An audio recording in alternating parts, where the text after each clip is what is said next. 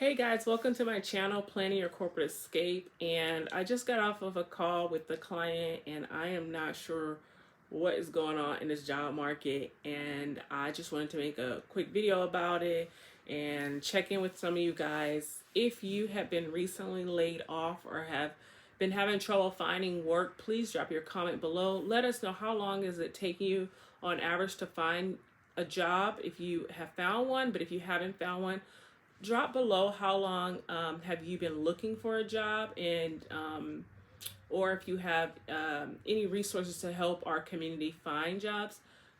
um, you can also drop that information below. But I have been talking to people about what is going on in this job market, and it seems to have started back in 2002. Some people are saying 2003. And the reason why I didn't know what was happening, as far, even though I read a lot and keep up with the market trends, I didn't know that, you know, this mass layoff and these high rates of unemployment was happening because the information we're getting from our government and the news, it shows that we are thriving as an economy. And it depends on who you're listening to, of course it does, but you know that the economy is improving, it's getting better. And then unemployment is at its all-time low after the pandemic. So I would just hear just mixed information. So I just thought, yeah, a few people are calling me saying they're unemployed, they can't find work, but you know, they'll be okay. They'll get back into the job market and find something when an opportunity presents itself. But all of a sudden, there's just been a wave of TikTokers and YouTubers and people on different subreddits and things like that saying, hey, this started a while back. I have been out of a job since 2002, 2003, 2004, and I have applied to anywhere from 1,500 to 3,000. Some are reporting as high as 5,000 jobs. And yes, I'm getting some interviews, but in the past, I only had to apply for maybe 50 to 100 jobs, and I was able to land a role. Well, I've been applying to thousands of jobs, and I land an interview.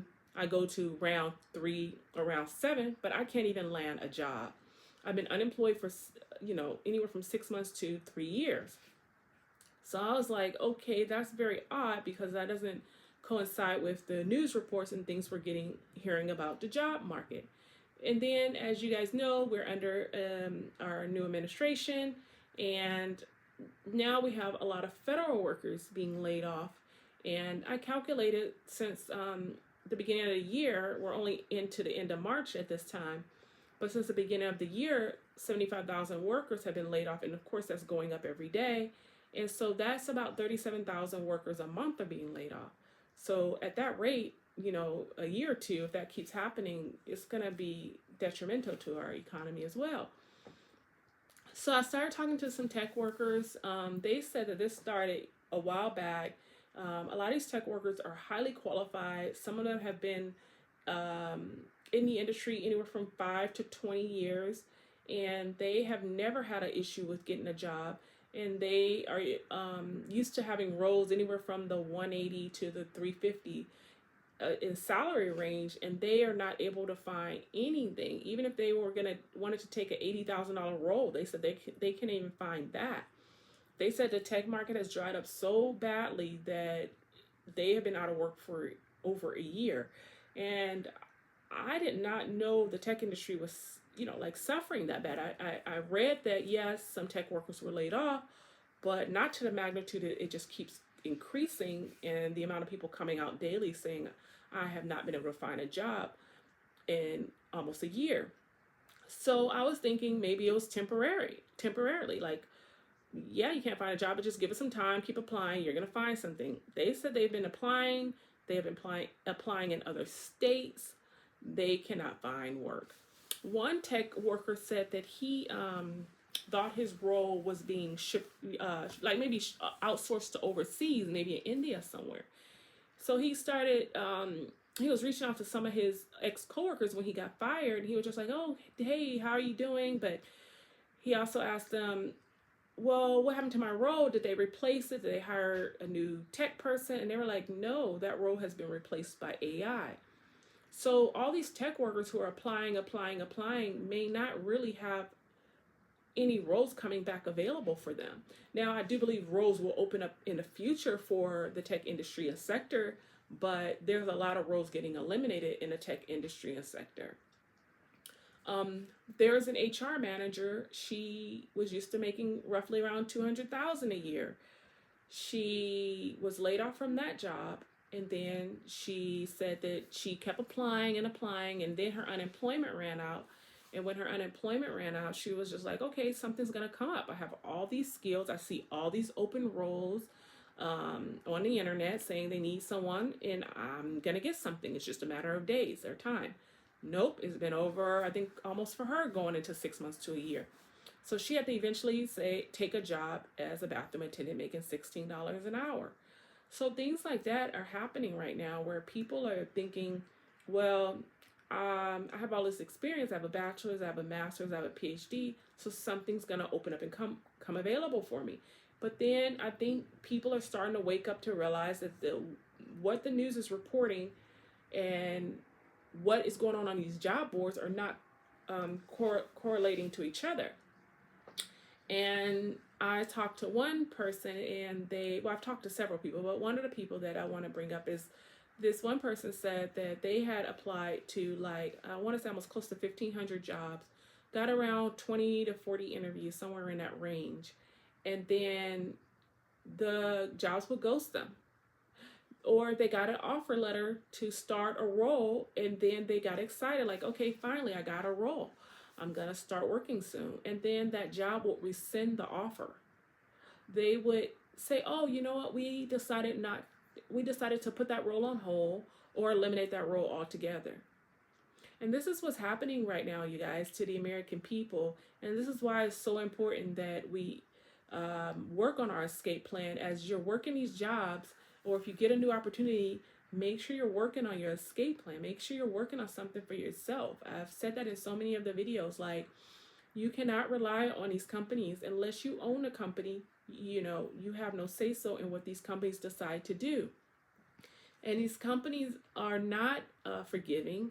They're not considerate that you have a family to take care of. They're not considered that you have children at home that need housing, food, or whatever your children need, health care. There have been people laid off. They lost their health care. They really needed that health care. Like, it's really life or death for some people in their families to not have that health care, because they need their medications, they need their doctor visits, they need their treatments, and the health care is covering a good portion of that. I know people have been planning for retirement and things like that. But when something hits you like this in the middle of your career where you aren't ready for retirement, this can set you back greatly. Because if you are saving money for retirement, then you're more than likely going to have to tap into those reserves if you weren't close to retirement and ready to retire. Now, I did talk to some people who were already close to that age where they were in their either late 50s or late 60s, and they already had a decent nest egg saved up. So they were like in other investments or other side hustles and jobs that they were doing, that they had a backup plan. So if you're in that situation, then you're probably going to be able to weather this, and you may not even have to come back into the job market. But for people who are in their 20s, 30s, and maybe around at 40 age, they may not have been in a situation where they could not work at all. Maybe they created some cushion for themselves, but not to the point where they can't work at all. They needed a few more years in a work profession in order to save up and invest more money and work on their side business or side hustles in order to be in a position to fully escape. So I think today I just wanted to make this video to share with you guys that it is really getting tough out here. I just thought it was just a little minor shift where people were just becoming unemployed, but they'll find something, within 30 to 90 days. But now what I'm hearing is this up to a year to 3 years. So my suggestion to my fellow escapees out there is there might be a temporary setback in your finances and your savings and investing goal, but don't let that deter you. Don't try not to get down. Just keep networking, keep applying to places, do the best that you can. If you have been laid off, make sure you get your unemployment, file for your unemployment, and also see what your rights are for being terminated if you have any legal rights, because you may be entitled to stuff you don't even know you're entitled to. So make sure you're reaching out to like an employment attorney in your area. Make sure you're documenting if you are still at a job but you feel like maybe a termination is coming up soon. Make sure you're documenting everything, because these employers are relentless, ruthless, and really don't care about you or your family. You have to protect you and your own family. So my suggestion to you is also with the unemployment, people are reporting that they do qualify for the unemployment, yet their jobs are denying them the unemployment. And that's just goes to show you how sorry some of these companies are, or their HR managers, whoever's doing this. Most likely is somebody in HR or in the management role doing this to the employee. And